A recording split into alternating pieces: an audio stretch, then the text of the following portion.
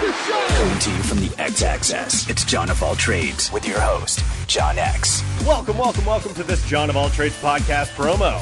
Each Wednesday, I bring you a brand new interview with someone fascinating and ask the question we all ask when we meet someone new. Hey, what do you do? It's fun, informative, and it's the 2017 Westward Reader's Choice Award winner for Best Denver Podcast. iTunes, Stitcher, and johnofalltrades.us. Bonjour, film lovers. Did you know that you can subscribe to us on iTunes, Spotify, and Stitcher Radio?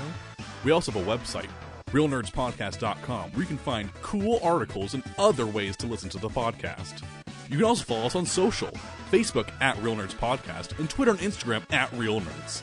You can also call us at 720-6nerds5. We will listen to it, we will play it, and we will probably commentate on it. Also, email us at realnerds@gmail.com. Anyway, enjoy the episode. Hi, this is Brian. No, this is my announcer voice, and you're listening to Real Nerds Podcast. Should I do this as my real self? Oh, shucky darn. Hi, this is Brian Cummings. You're listening to Real Nerds Podcast. Okay, do it straight. Hi, this is Brian Cummings, and actually you are listening to Real Nerds Podcast. Send money and real estate.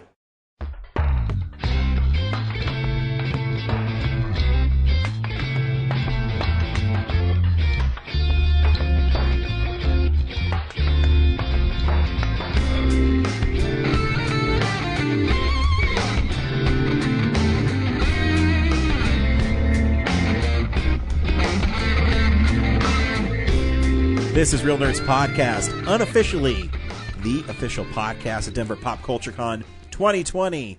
I'm Ryan. With me is Brad and Zach. We are also been voted by Denver Westward as one of the top 10 nerdtastic podcasts because we're that awesome. We are that awesome. And every week on Real Nerds Podcast, we go see a new movie and we podcast our experience to the world. This week, we're kind of backtracking a little because the Academy Award winner for Best Film from 2019, Parasite, is our film of the week. And it was also made news because some dumbass decided to bring it up and why it's not the best picture. Yeah, I was going to say, I might have made a mistake. I saw Gone with the Wind. I was told I saw that Sunset Boulevard. Yeah, I mean, I was told that those two were better somehow. I don't know. But, I mean, I could talk about Parasite again, I What guess. a weird, like... There's no way that guy sat through even 5 minutes of that movie. Or do you even think he's seen Gone with the Wind? What an unusual movie to pull out. Yeah. And it just seems like he's placating to his base. Yeah.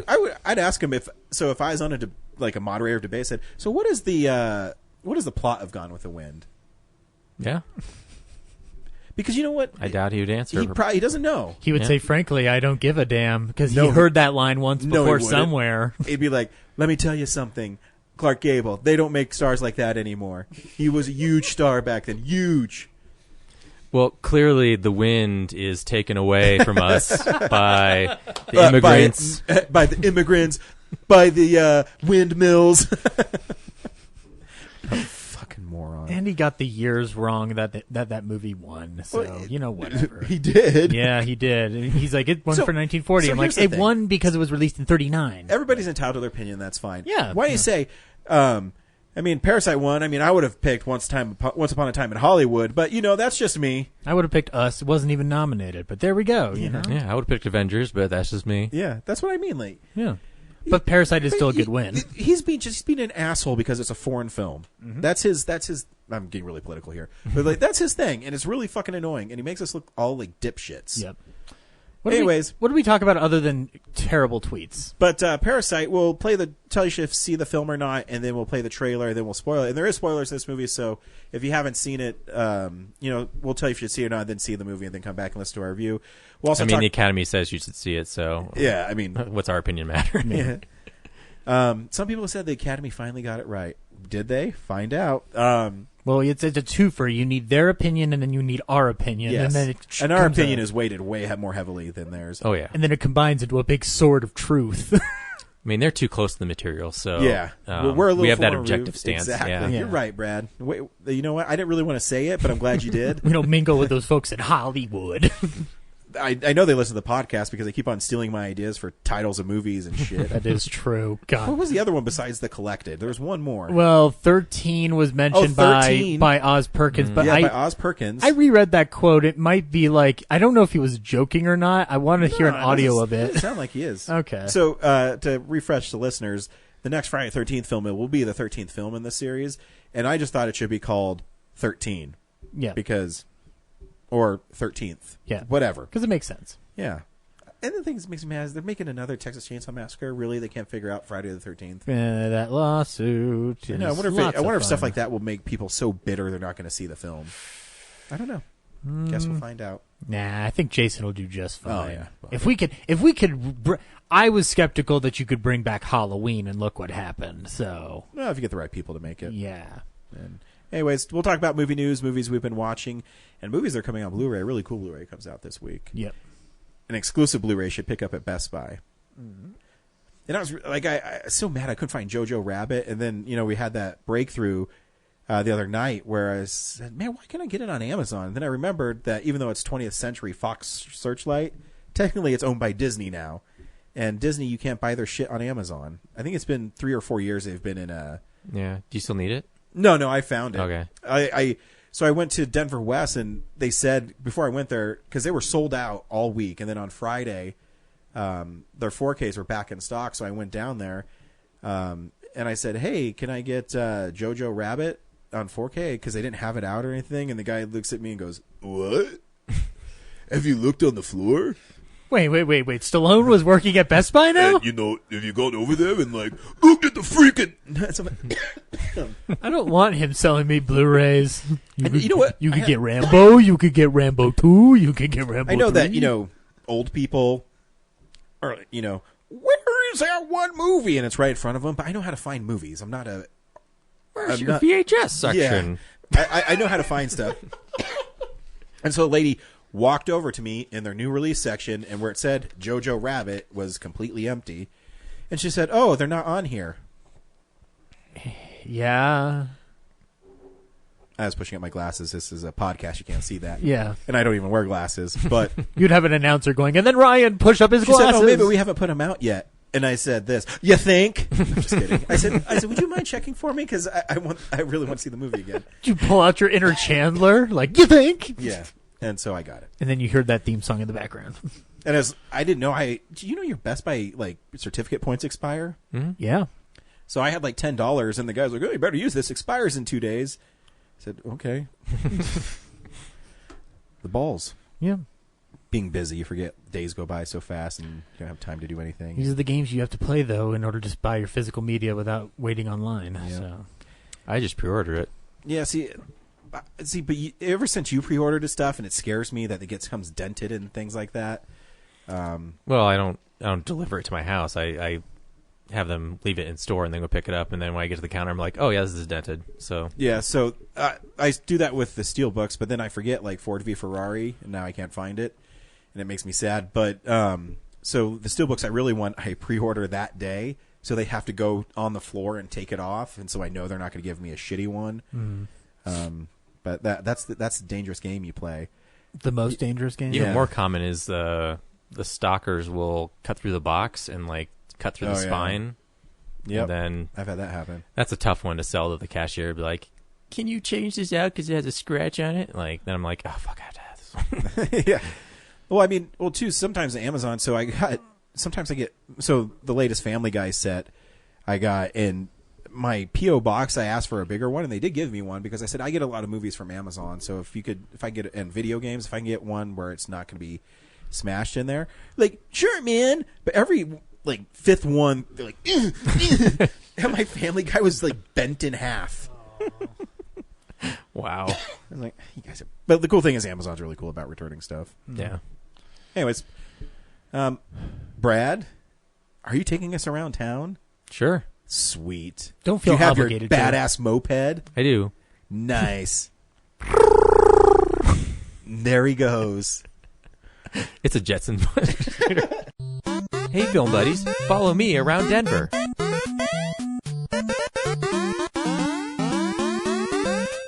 This week, the Midnight the Esquire is the Room in Rocky Horror Picture Show. So, Woo! Man, Yeah. that freaking Stallone messed up my vocal cords. Yeah. Do you need some water? No, I'll be all right. I think maybe. I just hope it's not contagious. Oh shit! This shit is everywhere. Brad, help! They finally did release a 5-pack of the Rambo movies. Did they? Yeah. On 4K? Yep. No, Blu-ray. Oh. No. Yeah. You know that steelbook's still there, and I have a feeling that's one that's probably never going to sell out. So I'm hoping that it's going to. So the Disney one's dropped to $10, and I'm hoping that one will, because the movie's okay, but the steelbook's badass. In Europe, I think they have the Rambo movies in these gorgeous 4K steelbooks. It's a shame that they didn't come here. Yep. Anyway, that's what's going on around town. Cool.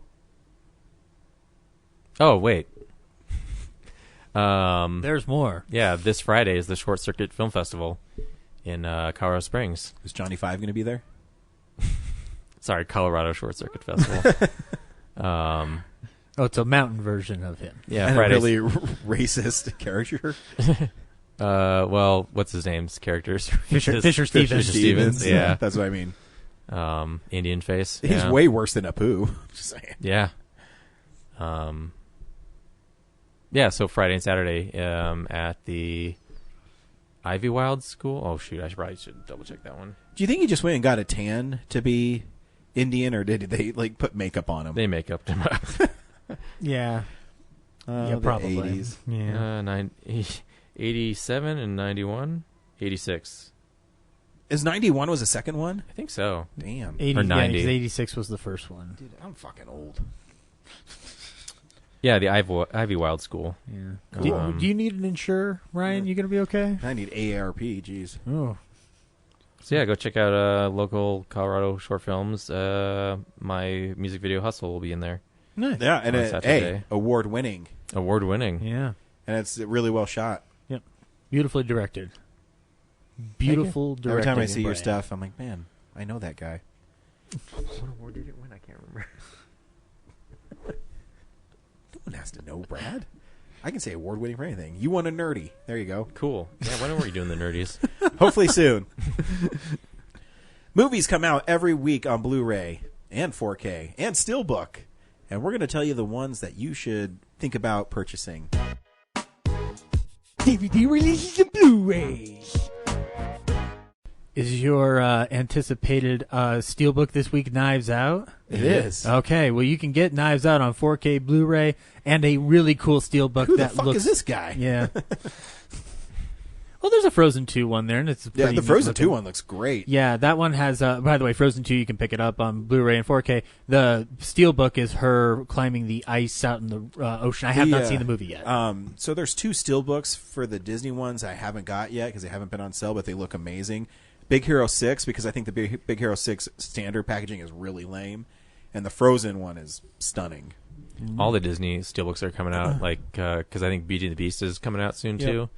Now I regret not jumping because I thought it'd be like these 5 movies and then stop doing it, but now it seems like all the Pixar movies and all the Disney movies are getting steelbooks. And Well, you could, I did wait on them, and then they had that huge sale where I got the first Cars on 4K for $9 in the cool steelbook, and that steelbook is like the original Toy Story ones, where it's kind of pastel. And then I got Zootopia and Tangled and Princess and the Frog. Does that mean you have a copy of Zootopia you'd be willing to donate to the do. Zach Fund? I do. yeah, Ups looks really good. I love Oh, Zootopia. yeah, Wall-E. that one's beautiful. They'll never put out a Fun and Fancy free Steelbook. No. And that's the shame. They That's a barely shame. put that on Blu-ray. It could be great. It could be Mortimer Snurd looking up at Willie the Giant as he Zach, rips I understand the, that you like that I movie, but got you're it. one of the few that thinks it's the best Disney movie. It's great. It's It's not o- the best. It's it's just my okay. favorite. It's okay. It's just my favorite. It's not the greatest best. animated Disney movie is Pinocchio, hands down. Pinocchio. I mean, It's well, the most well done. It's the most beautifully drawn. because Fun and Fancy Free is my favorite, but I'm trying to think of what I would objectively say would be the best. I'd have to go through them all again. Like Pinocchio probably Pinocchio. would be. I do like Bambi. Well, Bambi's beautiful Bambi's too. beautiful. However, the only reason I give slight edge to Pinocchio is I think there's some techniques in Pinocchio that are astounding. That water effect is the water fucking effect, amazing. and where Bambi looks great and some points I think it looks a little muddy sometimes. Yeah, that Pinocchio is just super crisp, and Yeah. I mean even Pleasure Island. Oh, I fucking love Pinocchio. Pleasure Island. One of the most horrific scenes in a movie Yep. ever. Oh. Anyway, moving on though. Lampwick. A wooden boy. Honest John. Honest John. Scream Factory's putting out Pet Cemetery 2, in a collector's edition. You can check that out. I have not seen Pet Cemetery No, 2. I've only seen the first one. It's not good, but here's the thing: is what I love about Scream Factory or about Tammy and the T-Rex. You can read my recent review of it on our website for one of the top 19 Blu-rays from last year. Is I like that there's a market for them. Oh, yeah. Put that stuff out, and you'd be surprised. Stuff like I have The Howling 2, which is a horrible movie, but the Blu-ray is really fun because they have actors in it say, yeah, this is a piece of shit, but it was fun to make. Yeah. That's why I love. There's my favorite interview on the Tammy and the T-Rex is the testicular fighting dude, and he talks about how shitty the movie is and how much danger he was constantly in because no one cared about their working conditions. Yeah. My favorite one, hands down, is still the one for Halloween 2. It's the behind-the-scenes featurette, and the guy who plays Bud says, I thought nothing could top the first Halloween movie. And I may be a little biased here, but I think Halloween 2 is better. And I'm like, yes, you're a lot biased. But I love that you're enthusiastic about this. Well, some people like Halloween 2 because it's a little more hardcore. And also the Halloween 3 one where Tom Atkins is just not giving a fuck what he says, and I love it. Yep. But yeah, the Pet Sematary 2 one, apparently that was one they were fighting for a long time with Paramount Yep. to kind of figure out a solution to. Yep. There's 4K releases coming out of the Daniel Craig Bond movies, so you can get Casino Royale, Spectre, Skyfall, and the Quantum good of Solace. Bond movies. Yes, and there's no steelbooks for them, it seems like, so it's just regular reissues. And then there's a steelbook coming out for The Hunt for Red October in 4K. This steelbook looks kind of lame, but you can check that out. Do you like The Hunt for Red October? Yeah, it's all right. It's fun. I like Sean Connery in it, I guess. Yeah. Alec Baldwin's fine. I prefer my Jack Ryan as Harrison Ford. Yeah. I mean, well, have you seen Krasinski do it? Yeah, it's a good. Yeah, it's fun. Okay. Synapse Films is putting out Hot Dog the movie. Has anybody here seen Hot Dog the movie? Nope. Okay. I've seen of it. Watch Hot Dog the movie. We talk about bad movies here. Watch Hot Dog the movie. Yeah, Vinegar Syndrome, right up their alley. Well, this is Synapse. Oh, that's doing it. Synapse, Yeah, right this up their alley. Yeah. Arrow is putting out the One Missed Call trilogy from Takashi Miike, so you can pick that up. Or don't. Don't. It's up to you. If you're going to pick up the call. You can make it a missed call. Warner Archive is putting out the John Huston film Victory, which has Michael Caine and Sylvester Stallone, so you can check that out. Michael Caine. I would love to have behind-the-scenes footage of John Huston directing Sylvester Stallone and just seeing the battle between the language barrier between them both. And then, So remember when Kevin Spacey was okay, and he does a really great Michael Caine, and he did this really funny bit where he was on I think it was him on the Tonight Show. Tonight Show with, I think it was Leno, yeah, with Jimmy Fallon, right? And Oh, he goes, I open up the script. If I look at the last page and I'm still alive, I do the movie. He did a lot of good impressions. He did, no, Kevin Spacey. Too bad he left a bad impression on Busboys. And then on 4K and Blu-ray is Richard Stanley's epic return to cinema, Color Out of Space with Nicolas Cage. Pick that up. It's great. It's Color fun. Out of Space, Brad, is that a good movie? It's fun. I did not. I was impressed with the visuals. That's about it. I love it, but I'm admittedly very biased because I was like, oh, cool. They gave Richard Stanley a bunch of money to do what now? I'm on board for this. And you're stupid. And then Kino Lorber is putting out a bunch of sexploitation films from the 30s and 40s and drugsploitation. The biggest one being Reefer Madness. So you can get Reefer Madness on Blu-ray from them, I'm assuming restored. You can get Mom and Dad, which has been a film that was discussed by none other than trash elder Sean Waters. And Unashamed, a film that was actually filmed in a nudist camp. Yeah. So Because they're unashamed. and this series is called Forbidden Fruit, so that's lots of fun for them to do. So that you might want to check. I want to pick up Reefer Madness if they did a transfer on it, because that seems like a weird thing to do restoration on, but I'm totally down for it. And that looks like that's about it. Nice. Get Knives Out. Yeah.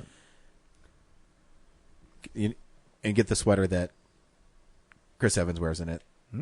That's like the cool thing. Yeah. Movie news. It's real news. Speaking of Chris Evans, looks like Yes. Little Shop of Horrors wants to have Chris Evans be the dentist, and I'm on board for that. Nice. That would be an awesome. He could pull Oh up. yeah, he could pull that that up. smug Steve Martin for sure. Exactly. Other than that, Bong Joon-ho, the director of the film of the week, Parasite, on the award circuit, he had a translator who was one of the stars of the Oscar night, as we kind of talked about on our. I talked about her all the episode. time. Yeah, she is an aspiring filmmaker herself. She wants to write a film about award season, and I say, let's do this. Let's give her that film. I'm on board for this. Yes, exactly. So yeah, I'm totally down for that idea. That's from James's favorite movie, Walk Hard: The Dewey Cox Story. Hey, that's a good movie. It's a pretty great It's movie. James's favorite movie of all time. Yeah, it's as if though he can't. He get cannot over wait it. for us to do Film Schools in 2007 again. Yes, so we can put Dewey Cox at the top. Yeah, Yep. and then 3 more times below it. Yeah. This is not so much news. It's just like I guess it's like a first for their live action remakes. But Lou Mulan's going to be the first PG-13 of their live action remakes. So wow, Which I'm sorry. Mulan. No, yeah. Yeah. Oh no, I think Mulan looks great. Yeah, it looks like it's going to be a lot of fun. But I thought they would still be PG. That was a but- tough one to do PG because of all the war. Yeah, Yeah, all the what with the war and everything. yeah. They're not cartoon battles. They're I remember saying that the Gremlins Secrets of the Mogwai series wouldn't be great if they didn't have Joe Dante on to consult. Well, all my fears were veiled because Joe Dante will be on to consult this HBO Max animated series. He confirmed it via his Facebook page. They're so. like, pay me money and I'll give you the seal of approval. And you know what? Joe Dante deserves money. Give him money. And then last thing I have, this is more of an announcement for classic film fans that listen to the show. You can watch the original King Kong through Fathom Events, coming out to theaters nationwide for the first time in 65 years. So I want to make sure I get March 15th? March 15th, yes, Sunday for one day only. They're doing. I think I can do that. I My think- days off are switching. And I believe they're doing 1 p.m. and 2 p.m. and 7 p.m. shows for it. I might do that. Yeah. So, but King Kong, half as long as Peter Jackson's version, so it's not. You don't have to make it your whole day, you know. But that'd be cool if they did a double feature of those two. That'd be fun. And that's all I have for news. I was gonna throw in that Guns Akimbo thing. I just heard about this though, so I didn't have time to read it. Yeah, that into movie's it, not but- coming out. Yeah. No? Yeah, What? the director fucked up. What did he do? I'm sorry, I don't know anything. I've been working all day. I just read it yesterday, but he a negative review came out, so he decided to accuse those reviewers of like attempted murder and got on their case about wokeness. So someone should tell him that movies are subjective art, and then some people just aren't going to like it. Yeah. Yeah, apparently that's no. He thinks he's immune to criticism, so he got a backlash, and then he deleted his Twitter account, and then he jumped on the movie account and started doing it to reviewers. And so now Saban pulled it Yeah. from. It's not on. That's a Daniel Radcliffe one, right? Mhm. Yeah, where he has guns attached to his hands. hands. Which looks like a lot of fun, and I was on board for it, but now I'm like, yeah, skip that guy's catalog. And you know, like I was telling Brad before we started recording that like it's not the first time a filmmaker has come out against critics. Like Kevin Smith did it when Cop Out. There was some discrepancy where he was saying that like critics should have to pay to watch the movies they're reviewing because then otherwise that they're just kind of getting free rides on it. I don't remember the full story, but and then also like UV Bowl says this shit all the time. So, Well. But this guy apparently took it way too far and just decided to really push a bunch of buttons. Yeah, So- like he sent his following after those people Yeah. online. Wow. Which that is a big no. Don't Yeah, do that's that. just stupid. Don't do that. Dude, he'll never get a job again. Nope. Yep. It's a shame. Yeah, I mean, Don't have to act that way. Yeah, I don't really. Yeah, if you're going to be that big of an asshole, fuck you. Yeah, I'm not going to his movie. Cool. We watch movies throughout the week in a segment I call "What You Been Watching." Zach. So, this is the stuff we've been watching. Oh, I was waiting for the bumper. I Zach? didn't watch a lot. Just a couple things. Literally 3. I bet they're all black and white. Nope, they're not. Two of them are in color and gory blood. I rewatched Friday the 13th Part 7 and Part 8 because I just wanted something in the background, but I was paying more attention to Part 8, and it's the lame... Part 8, one of the things that disappoints me about it has the lamest opening credit sequence for a Friday the 13th movie because it's just scenes of the city of New York, and there's one moment where somebody's shooting up heroin, so I'm just like... Well, that that's comes not a back cool... into play. Remember, Jason jams that heroin needle through that dude's chest. So it does, but is it as fun as having an exploding mask hit the screen and just have the traditional credits kind of just popping up back and forth, you know? Yeah, I always say the biggest fault with Part 8, I mean, it's a silly movie, but if it was about 15 minutes shorter, I think it'd be all right. Yeah. I mean, it's and fully New York. Yeah, in New York. When you watch the documentaries with the director, he talks about how he had to cut so much of it out. And Yeah. he didn't want to do Vancouver for New York. Yeah, I get it. I would have. Yeah, I mean... Because I guess the original story is he was fighting a bunch of gangs. That would have been sweet. I will say, though, that the stuff on the boat is fun because they find ways to shoot interesting things with that boat. Yeah. Like that opening sequence that's on the yacht is a fun scene. And I actually like watching... I think the captain, when he gets his throat slit in real slow-mo, is a really cool effect. And it slowly like peels his neck apart. But then the rest of the movie's kind of garbage. Eight's the one, though, where I watch it and I get to watch Kane Hodder act. Because it's so long, you get more moments to watch how he inhabits the character. Like, scene on the yacht, like they take their time showing him walking from point A to point B on that boat before he sticks the the stalking part is pretty good. Yeah. I mean, there's parts in it that are like really fun, but then it's the dude gives here's a Statue of Liberty necklace. Oh, cool.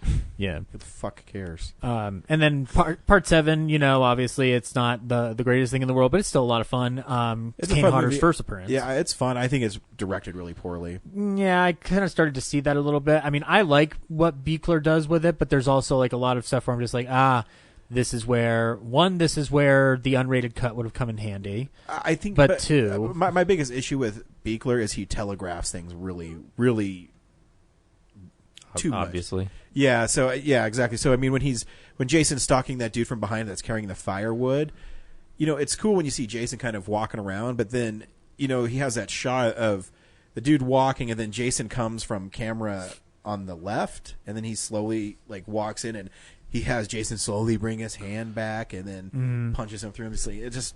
It takes all the suspense out of it.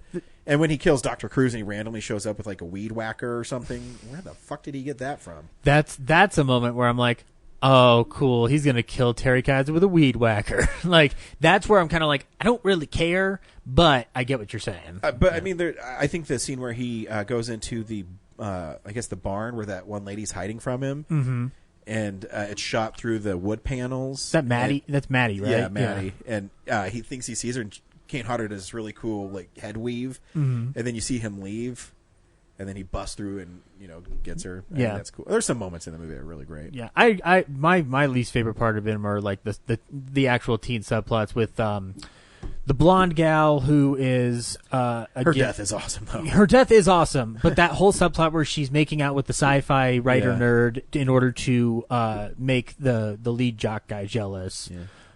And I mean, but I've been turned down by some of the greatest sci-fi magazines ever. That's what he says. I'm like, I'm sure you have, amongst other rejections. Friday the 13th's a lot. Yeah, I know you do. That's why I thought you'd have fun with this. I do. It's pretty sad. I remember like beats and quotes and stuff. Speaking of which, the New Mutants is coming out like I think in April. I think it is. Yep. It would have been smart of them to have on their cast list for me to get excited about, and Terry Kaiser as a doctor who tortures mutants, because he's basically doing that in this movie. Do you always forget that he's alive because he's Bernie? Yeah, but he well, that and I assumed he'd already died at some point, but no, he's alive and still kicking. No, he's a good actor. I'm just being silly. Marvel, get him in an X-Men movie. Make a combination that nobody would expect. I should take his death scene from Friday the 13th Part 7, and then spliced together with like the beginning of Weekend at Bernie's, like in the same universe. That'd be sweet. That's how he died in Weekend at Bernie's. You know what else I want to do is do Harrison Ford v Ferrari. So just take clips of Harrison Ford as like Indiana Jones is like staring down like an incoming Ferrari or something. Maybe running alongside a Ferrari. Yeah. And then the last thing I've been watching a lot of Futurama. I got the complete series pretty cheap. The first. Do they have the complete series? It's only on DVD. They don't have the Blu-ray. It's only on DVD. If you turn around, you'll see what it looks like right there. The audience can. It was about $50. It's usually $80. That's really good. There was Amazon used, but it was they said new used or like new. Sure. So the $50 is a steal. The outside was not shrink wrapped, but the inside, if you look inside, it's all the individual season releases that they redid after the series came out, and those were still shrink wrapped. So.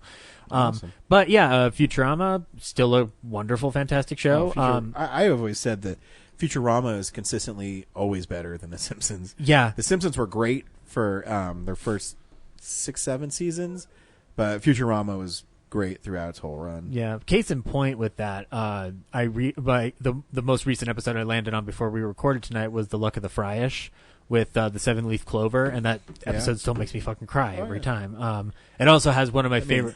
Everything's aged well, yeah. Except for Huey Lewis and News of Sports. It also has the great line where they're in the graveyard and Fry realizes who the person at the graveyard is, and then Leela's like, Bender, I think Fry needs some time alone. All right, grab a shovel. I'm only one skull short of a Musketeer reunion.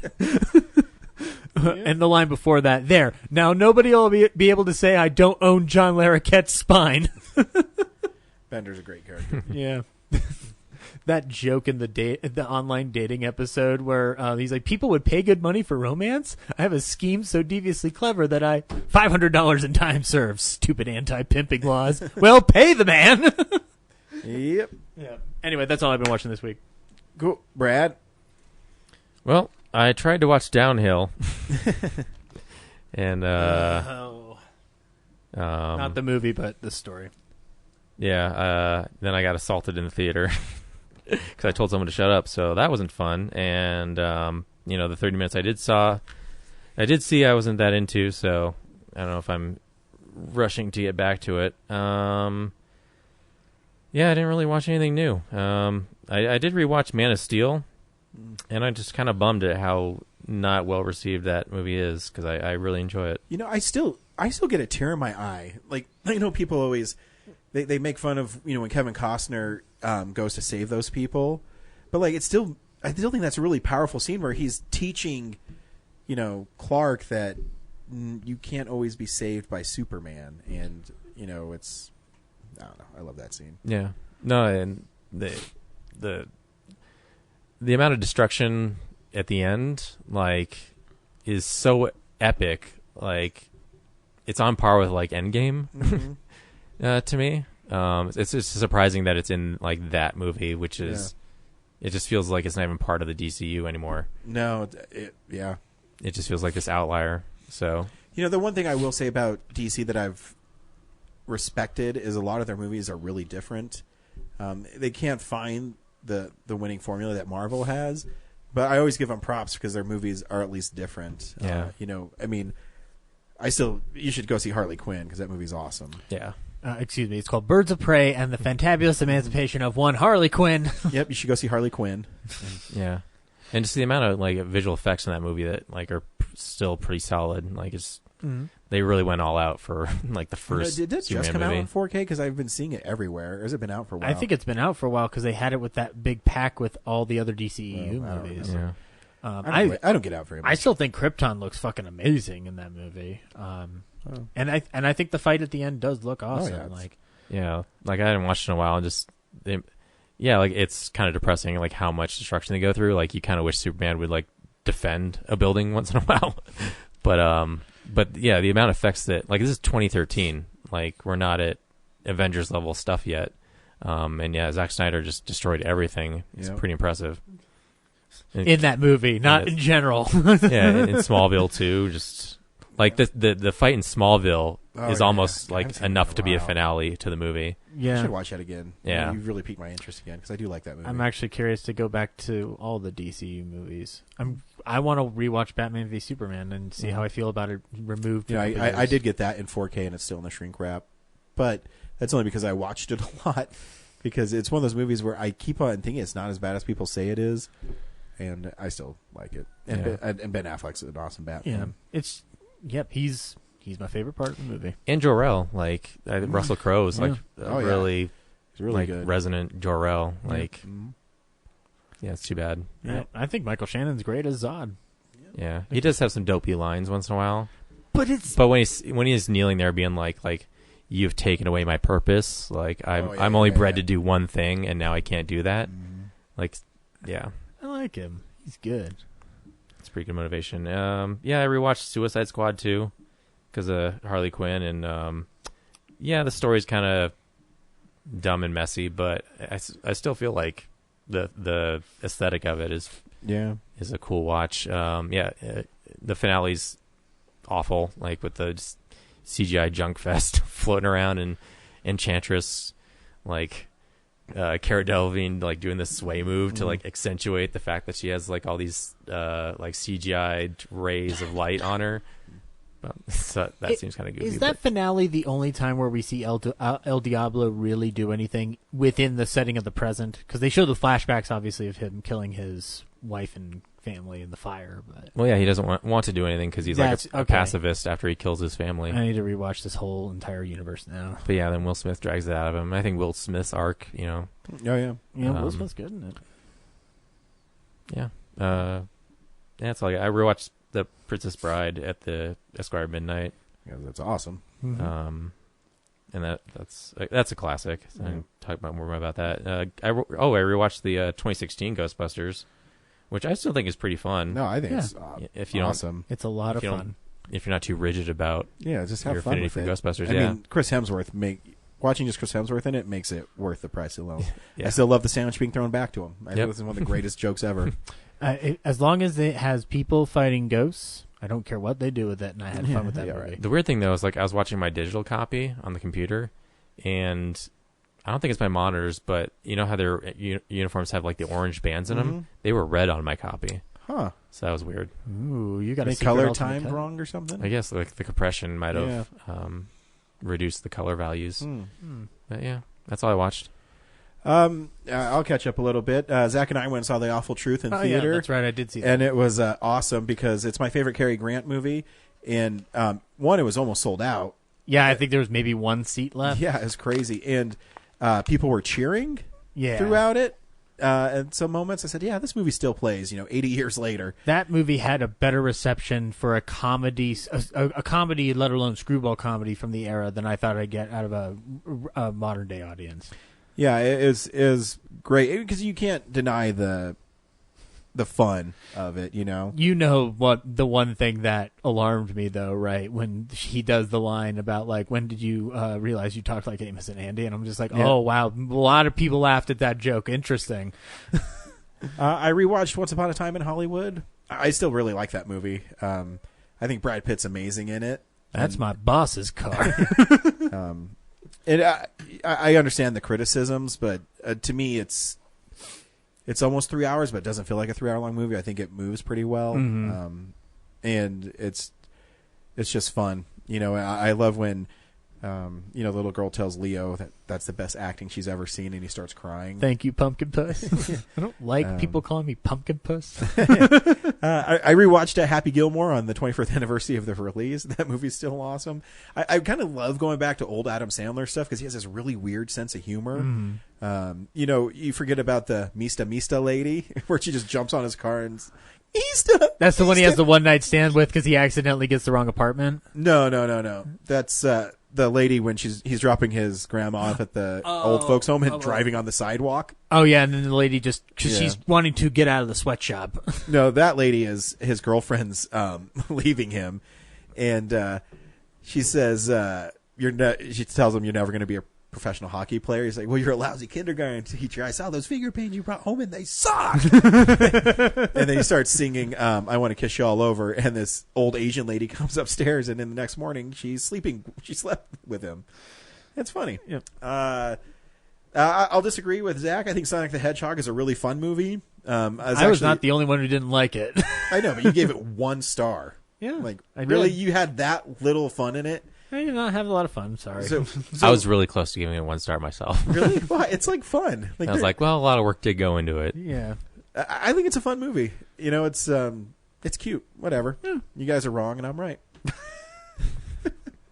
So Sonic is fun. It's one of the movies that sometimes I watch movies and it surprises me, and it actually surprised how much fun I had watching it. I think Jim Carrey is funny in it. Like, he knows that he's not in a good movie or like that good of a movie, so he kind of plays it up, and he's punching dudes in the throat and just being silly. Did you take Kellen to it? How did you like it? Kellen loved it. Okay. But yeah, I thought it was a fun movie. A movie that wasn't as fun is Downhill. Not that it's a bad movie. It's Downhill's a story about Will Ferrell and Julia Louis-Dreyfus have been married for a while, and they go to Austria because his dad died 8 months ago, and he's still grieving. And while they're there, they're having controlled avalanche blasts, and they do one, and the avalanche is actually coming to where they're having their lunch, and Julia Louis-Dreyfus' character, Billy, protects their children, and Will Ferrell grabs his cell phone and runs away because he's more concerned about his cell phone, or so it seems. And so there's this weird tension throughout the whole movie, and she starts not liking him and seeing and passive aggressively, like so it's not like it's more of a drama. It's not that funny. The performances are great. I don't know. Sorry, you probably will never enjoy the movie because of your experience, but I don't know. Did you make it to the part where she calls him out on it?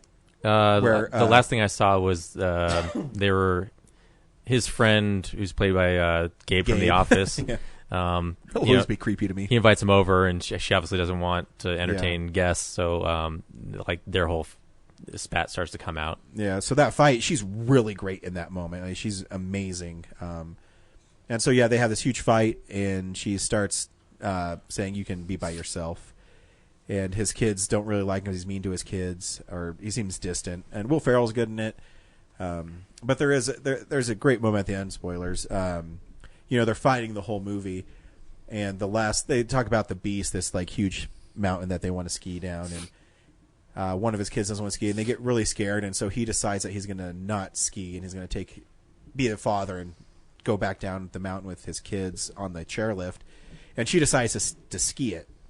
She gets almost to the end, and she calls him out, and he goes running after her. And she says, I'm doing this for our kids, and you have a lot of work to do for me to trust you again. And so this is the only time I actually really laughed at it. So he carries her down. So she pretended like she was hurt, so he'd have to go up and save her. So the kids will like the dad again. And so he carries her down, and he drops her. It's like, wow, your dad's so great. Oh, I left my skis up there. And so then he has to run back up and get them. That's funny. But she's a great actress, and she's fun to see. Yeah, that whole scene where he wants to do the heliskiing, and the kid like lost the glove. Mm-hmm. Like, it's just such an awkward. Like, it's really a lot of awkward stuff. I paid $2,000 for this. Like, yeah, it's a really awkward movie at a lot of times. And the last thing I watched is I got my Tex Avery Screwball Classics cartoons. Hell yeah, you did. On Warner Archive. Oh, I guess I watched the Jetsons too. I got that Warner Archive. And the Jetsons are pretty great. I remember watching them at my grandparents' house, and it's just like a 1960s sitcom. I want to borrow it from you just so I can watch that commercial you were telling me about on the pilot. Oh yeah, the Colgate commercial. Colgate commercial. I know it seems too simple, but I'm just like, I want to see that. Yeah. So the Tex Avery stuff. If you're a cartoon fan, you should really get it. There's 19 cartoons. They're all unedited. There's a lot of sexual innuendos in them, a lot of violence. There's suicide. But it's beautifully animated. Warner Archive went through and interesting. I was reading about a lot of the original film negatives were destroyed in a fire. Mm-hmm. There's a big fire at MGM in the late. They've had a couple, but there was a big one where, amongst other things, London After Midnight was lost. So it's been pieced together, but you can never tell. It looks stunning. Everything's animated beautifully. Everything's crystal clear, but it did a good job of keeping it looking like film. But there's no pops, no scratches, no noise or video like reduction for noise. It's awesome. It's really well done. And I think you can get it for like $16 right now. It's a little. I think it might be on back order because so many people are ordering it. It said on mine it would take 1 to 2 weeks, so I haven't hit the purchase on it yet. And that somewhat interesting. Like I said with the Porky Pig a few years ago, make sure you buy it so they just release them. Yeah, because the Popeyes one sold really well, and they're continuing releasing the Popeyes. And that they call this Volume 1, that means they're going to release them all, but help them release them all by buying them. You know what I realized when you were telling me about this? If I could get one collection out of them, I know I've talked about, like, I want Daffy Duck or Bugs Bunny, like 101s or whatever. I want a Bob Clampett Blu-ray. Yeah. It doesn't even have to just be Looney Tunes. It can be the other things that he did throughout the 50s and 60s in television. But I want a Bob Clampett collection because of all the Looney Tune directors, he's the one that I enjoy watching the most because his animation's insane because it literally like stretches, like the characters stretch their arms an inordinate amount.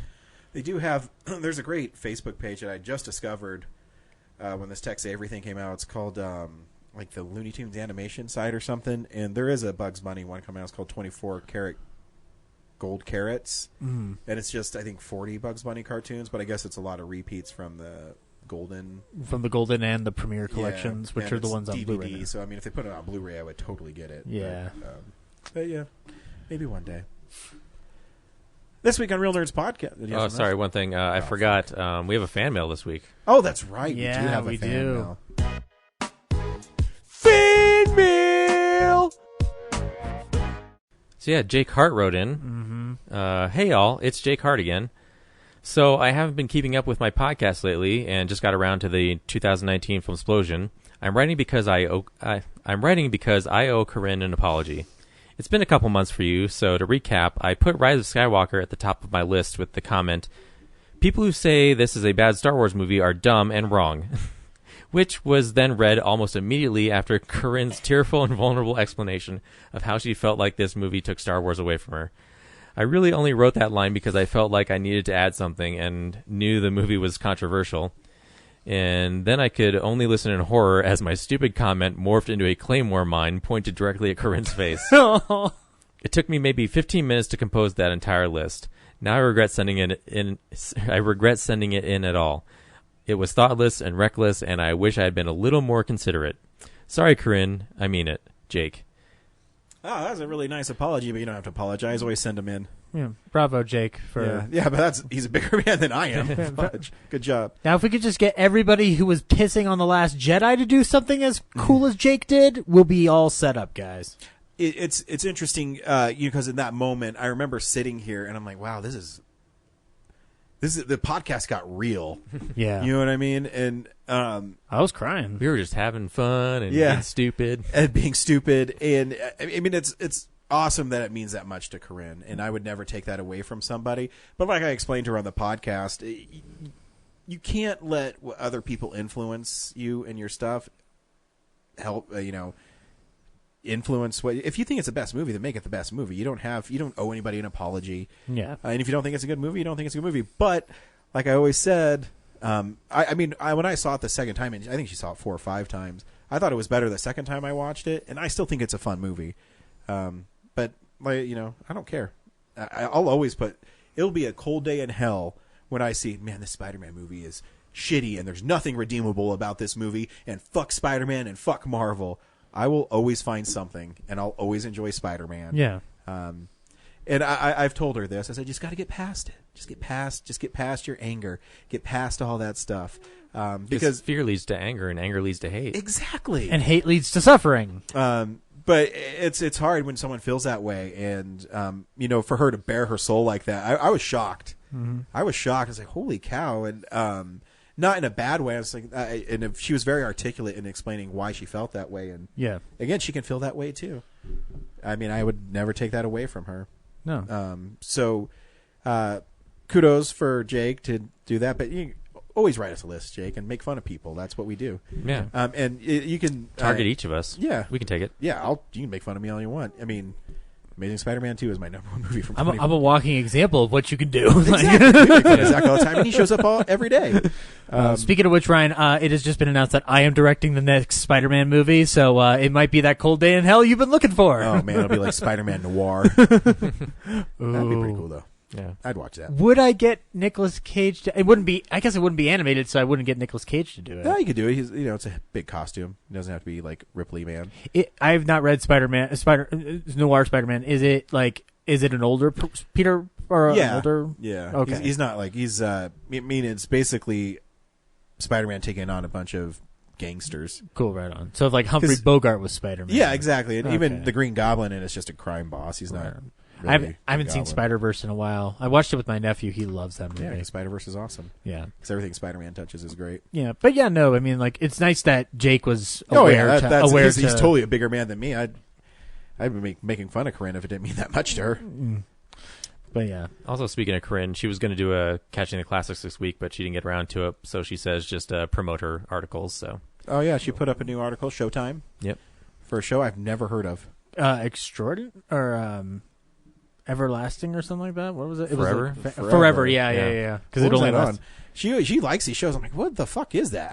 I vaguely remember the promotion for it's a fantasy medical thing. But. She sent me this really funny thing because I like to tease her, and I love Corinne, and because she loves her British stuff, so I don't even remember some of the things I said on the podcast.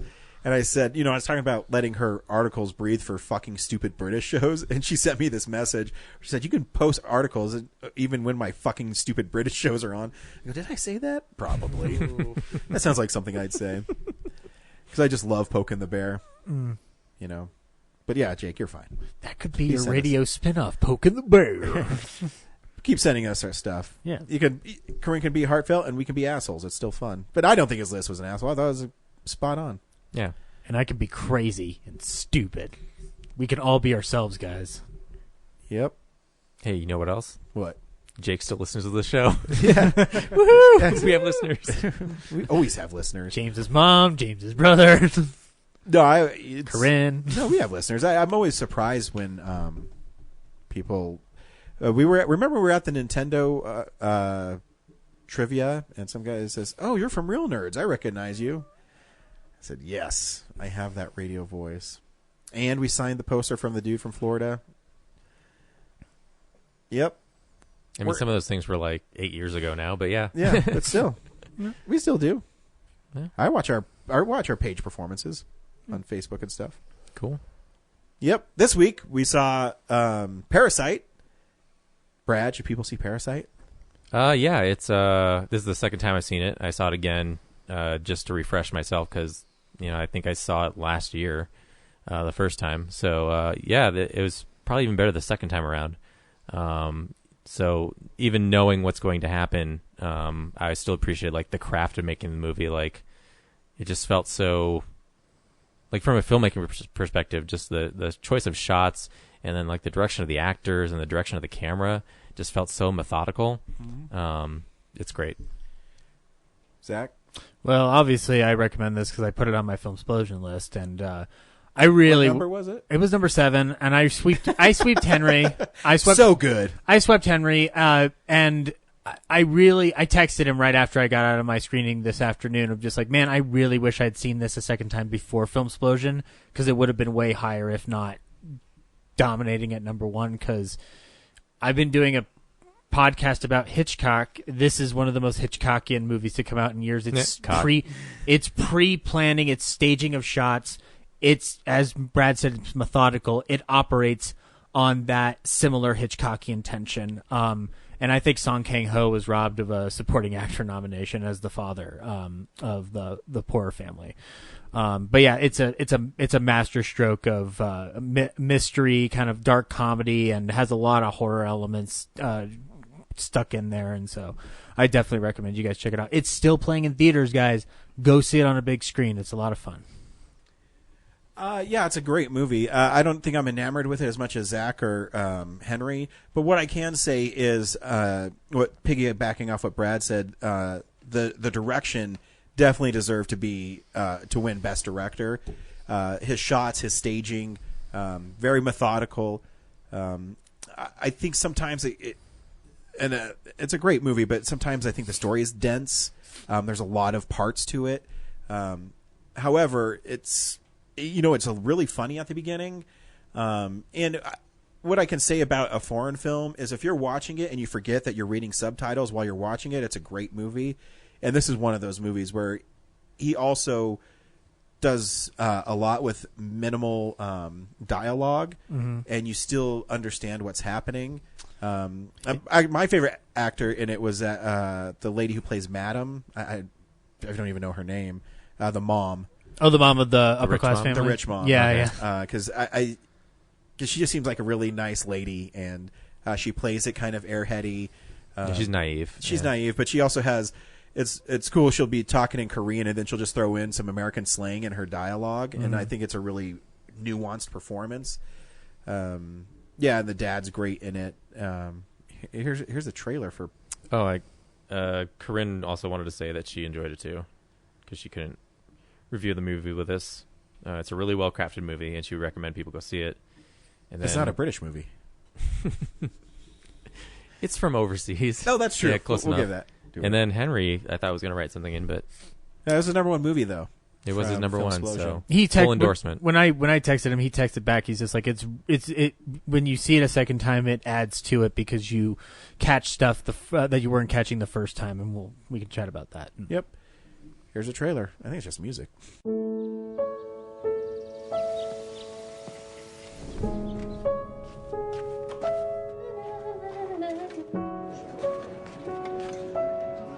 멋있다, 그치? 나 잘 어울려?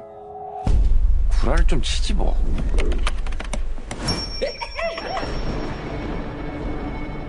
부잣집 과예요. 돈도 많이 줘. 이 넥시구단 참 잘 속아, 그지? 아버지, 저는 이게 위조나 범죄라고 생각하지 않아요. 우리도 뭔가 준비를 해야겠다. 너는 계획이 다 있구나. 이게 다 다송이 마음속의 블랙박스인데 그 검은 상자를 저와 함께 열어보시겠어요, 어머니? 열고 싶습니다, 선생님.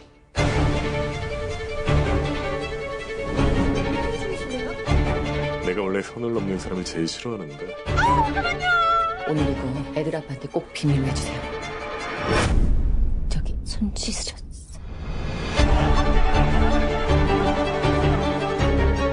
그럼 우리 바로 진행하는 거야?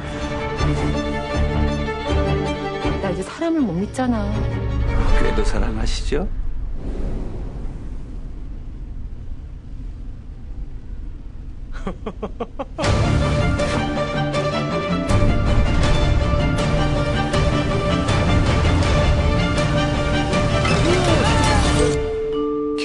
계획이 없던 건데?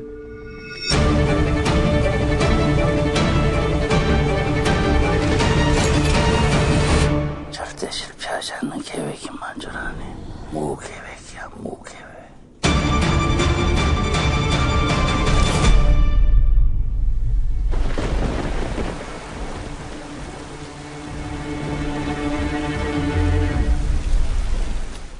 Parasite deals with a family that it's an interesting film. It's really a film about class. You know, it's a poor family and a rich family, and it's interesting because when you go through the golden age of Hollywood, a lot of the poor people are the ones who are the heroes. Mm-hmm. And in this, you know, the poor. I think all three levels of class that are in this movie are all. There's no clear cut. They're all they all have their problems. But Yeah. I wouldn't say like the rich people are bad people, though. They really passively look down on. Yeah, but, between all like critiquing how they smell and then like how they ignore the one daughter at the end. Yeah, I mean I understand that part, but it's. They're not. I don't think they're not committing a crime. Yeah, they're not. They're not inherently. Yeah, bad. it's not like they're spitting on poor people. Yeah, it's just they're ignorant. Yeah, it's they've become kind of sheltered or sanitized from that part of the world, because what's great about this film, the way it's shot, is when he goes into the world for the first. So, anyways, the son gets a job as a tutor for the teenage daughter because the guy who's tutoring her is going away, and he doesn't trust other men to be around her because he's in love with her, and so he says, "Hey, go teach her English." And right away you see it just looks like concrete, and then you walk in, and it has great establishing shots of this is where they really live. They actually live above you, and they have green grass, and they have windows to everywhere. A lot of open space. Where they're cramped because they live in a basement. And it's a really interesting study, and and so he gets there, and then he cons the rest of his family into working for this rich family by pretty nefarious means. It's whether it's saying that the driver is a coked out sex fiend who sleeps in the back of the car. And the way they get rid of the first maid of the house by accusing her of having TB, or sowing the seeds of dissent within the rich mom. Activating her allergy, with could kill her. Yeah. That's what I mean. So it's interesting because for the first 3/4 of the film, the people that are not as wealthy seem kind of like the bad people. Yeah, they're committing fraud. They're committing fraud. They're taking advantage of them. They're taking advantage of the mom being so naive, because there's a great scene. Even the sister, she's really great in it too. Jessica, or what's her? Jessica. Yeah, she's Jessica what's her Korean to the name? family. I forget. Anyways, she has that this great line where, so she's supposed to be an art teacher. She's going to help the rich family's little boy who has trouble concentrating, but who the mother believes is a great artist. Yeah, he's eccentric. Yeah, so she pinpoints something on the painting, and instead of art, she calls it art therapy, and it means everything to the mom. And she says, "I just Googled that shit," and it's kind of funny that way. And the random dude who pisses outside. I love the father's line about is there a department in Oxford for forgery? It's really fascinating. It's a fascinating film. Kim Ki-jung, played by Park So-dam. Yeah. So you think the movie is this fun little romp of this family getting grifted, and then it takes a turn, which I'm curious to know, because we sheltered you from finding out what was going to happen. Do you think your experience was better for not having known? Oh yeah. Or did you predict it? Or? No, I mean that's what I mean. Why I think it's a great film. I don't think it's the best movie of the year. Just my opinion. I can see Avengers Endgame is exactly. But I can see why it won, because it's different. But the part with her husband living in the basement, the housekeeper, this seems really heavy-handed and really dense. So he's lived there for 4 years and no one's noticed, except for the little boy one time because he thought he saw a ghost. Well, yeah. What I picked up the second time around is that the housekeeper worked for the previous owner, who was the architect. Yeah, who knew about it but didn't tell the when he sold the family. house. Yeah. They kept that from him. Yeah, because he built it so he could stay there. Because he's an architect. Yeah, and that's what I mean. So now you have this next layer, and then it continues on where the whole family's there when they go on a camping trip, and it kind of comes unraveled. Where the housekeeper comes back and she wants to get her husband, and they go to extreme measures to not be found out, where they kind of take a turn to being the villain. But then, this is where I think the movie staged really well and shot really well. It goes to, well, now we got to have this really elaborate birthday party for our little boy, and the rich people are like, oh, we're so much better than everybody else, and they play on it a little bit. Actually, I'm totally going all over the place, but there's a moment where the little boy takes his TP out because he loves Native American culture, so he likes to play that. So he takes his TP out and he puts it in their yard. And the wife and the husband are having this conversation, and they're talking about Mr. Kim and how he smells like old radishes. Yeah. And that's the turn, too, for that character, because he has great little subtle performance where he smells his shirt.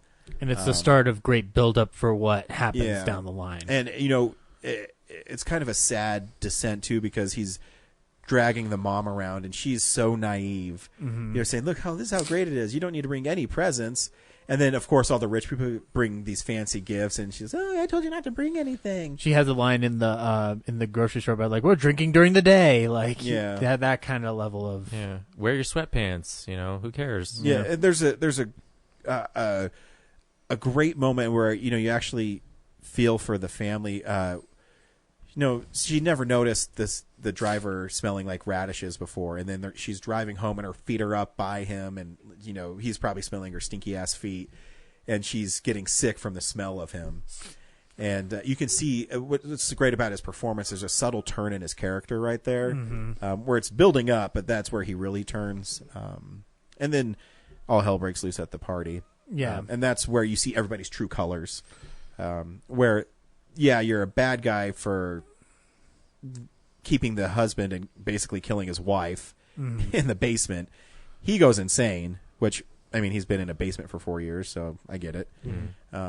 So he's going to kill the people that did him wrong. And then the dad's going to kill the rich dad, the park guy, because his son's having a seizure and his daughter got stabbed in the heart and is bleeding out. And he says, "No, drive me."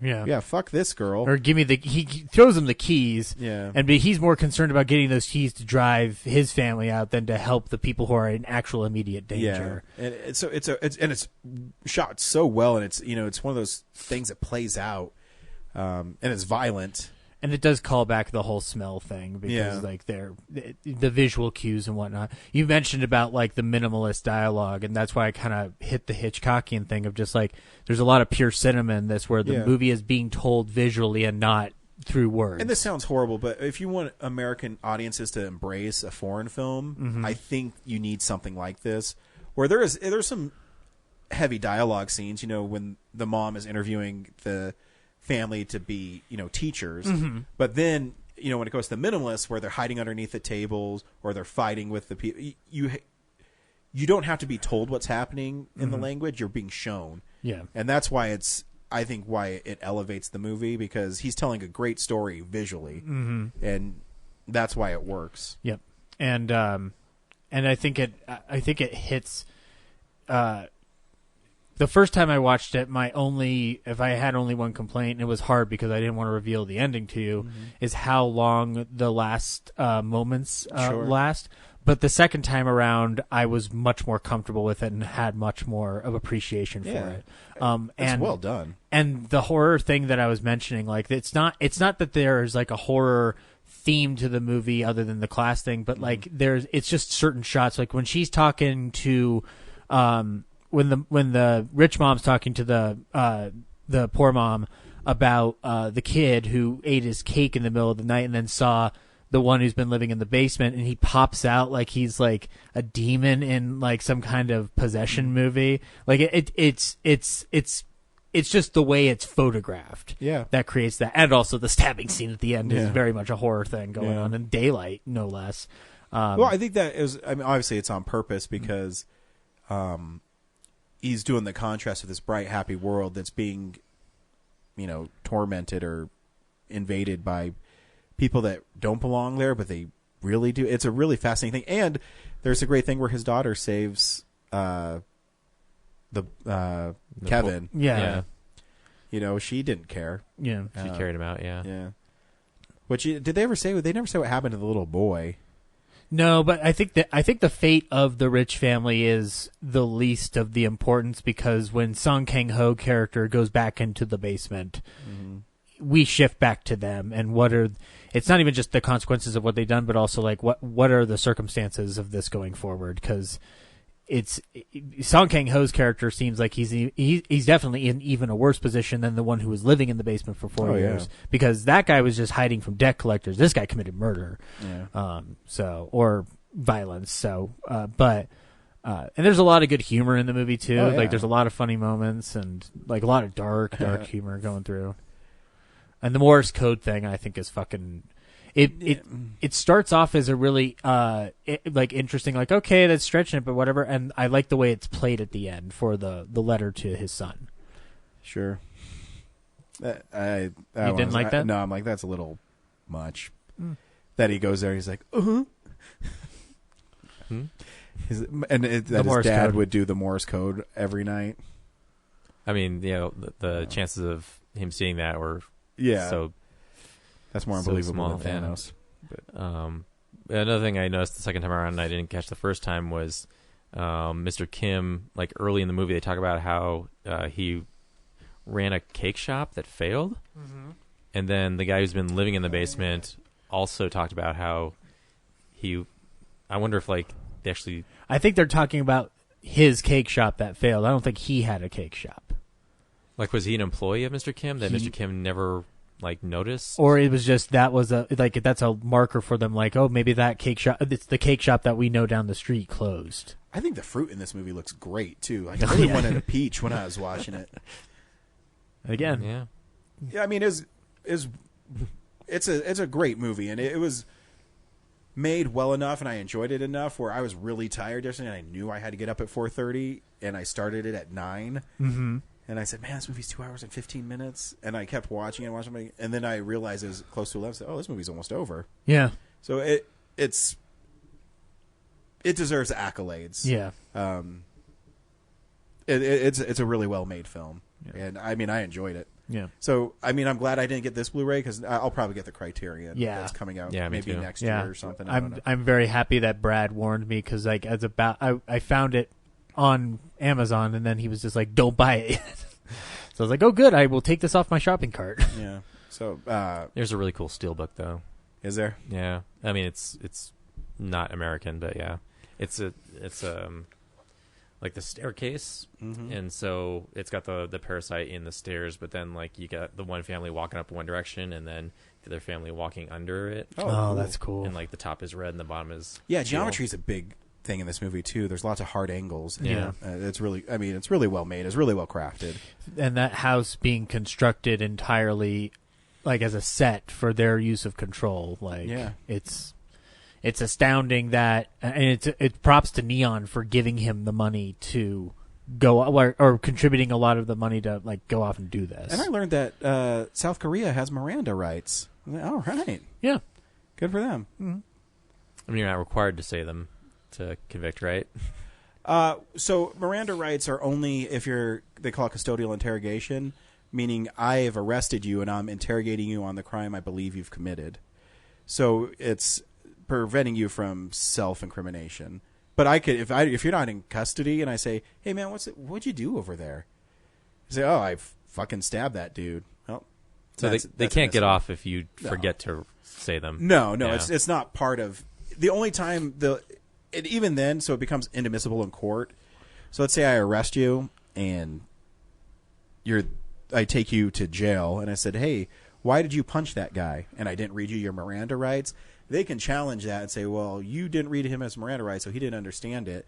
So that's inadmissible in court. It doesn't necessarily throw out your whole case, but it's going to throw out every question you've asked after that. So that's all gone. So what happens if you say pick up a guy named let's call him Fred Krueger, and you just happen to not read him his rights? Does it then justify the parents to burn him in that factory? Yes. Okay. Good. However, you're not released because you didn't get your Miranda rights read to you. That is the pilot for Freddy's Nightmares.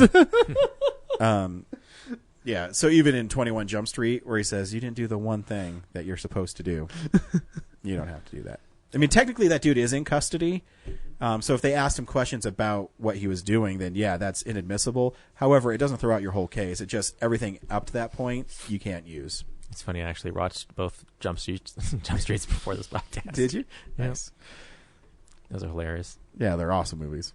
Do the same shit. Yeah. Watch Parasite. Yep. Great movie. Next week is Onward. Or are we doing The Way Back with? Oh my God, Onward. Affleck. Onward's March 6th. Corinne was pushing for us to see Emma. I'm not sure when Extraordinary is coming out. Maybe it's Extraordinary. Maybe I'm a week ahead. Yeah, you're a week ahead. February 28th is The Invisible Man with Elizabeth Oh, that's Moss. right. We're seeing The Invisible Man. Yeah, and then there's also Emma, which Corinne wants to do. Is that expanding though, Emma? It came out this week, so I think it is expanding this week. I don't know. Corinne says we should see it. That's all I know. We're seeing The Invisible Man. Yay. Nobody will see him come, Ryan. No one will see him go. He can hear every secret. Yep. That's the only. But you know what, Corinne? Maybe if Emma's playing somewhere nearby, and you can convince us, we'll see it. Double it up. You know what was the one thing when I saw the Alamo lineups for Invisible Man? I was just like, man, there's a great opportunity here to show that original one, and then showed that one on the same day. It's only 70 minutes. What harm could it do? None. I want to see Claude Rains go crazy. Well, except Claude Rains would do the harm. I mean, he kills all those people. That's the harm. And remember when he takes his bandages off and everyone goes, "Oh." Yeah, how do you like that, eh? I love those steel books that they put out a few years ago. Freaking love them. That's probably my favorite one. They had them still on the shelves for I want to say 6 months after they came out. I thought those would have flown off the shelves, but I didn't pick one up. I have a nice box set. Yeah, you do. So yeah, Onward and The Way Back are the same week, so I figured we were going to see Onward. Yeah, it's good. I do want to see The Way Back though. That looks good. Cool. Thanks for listening. And Corinne, keep on writing articles about shows that I don't know anything about, but are popular. I just don't watch them. Yep. And if there's more violence in them, I probably watch them. There's some violent British stuff out there. I don't know. It's not as prominent as the other ones, but convince me. Edgar Wright. Yeah, but space isn't really that violent. Oh, you're talking TV. Okay. Yeah, TV. I thought you were talking about in general. No, I mean I know there's violent British. Sherlock gets violent. Sherlock pushes some envelopes, but it's also, that's not really the focus. Anyways, boy.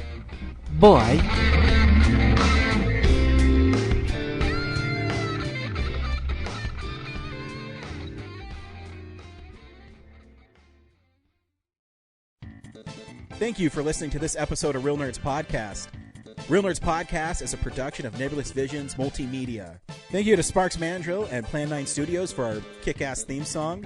Also, if you're in the Denver area and you're looking for a cool place to see movies, we see them at the Alamo Draft House in Littleton and now also in Sloan's Lake. Thank you to Colorado Coins, Cards, and Comics for supplying us with all our comic needs, especially you, Andrew. You know who you are. And a big shout out to James's mom. I'm giving you an electronic hug that you can feel through the airwaves. Thanks for listening, and have a nice day.